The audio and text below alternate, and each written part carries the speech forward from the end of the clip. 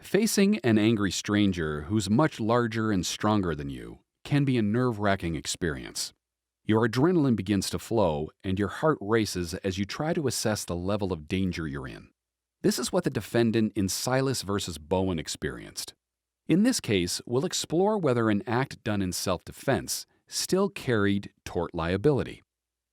Standing over 6 feet tall, Paul Silas was a young man and professional athlete training for the National Guard.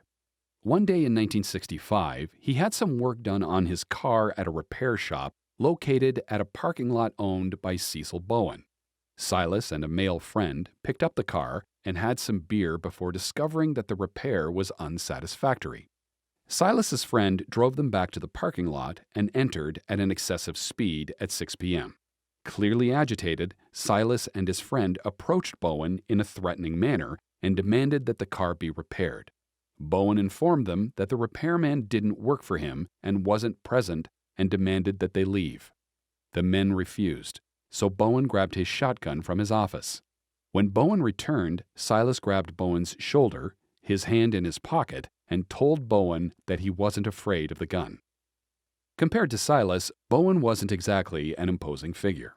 Bowen was middle-aged, weighed about 135 pounds, and stood at 5 feet 6 inches tall. Fearful of serious bodily harm, Bowen fired the gun at the ground, hoping to scare Silas away. Instead, he inadvertently shot Silas in the foot. Silas sued Bowen in a civil action for assault and battery in the United States District Court for the District of South Carolina. Bowen claimed he acted in self-defense.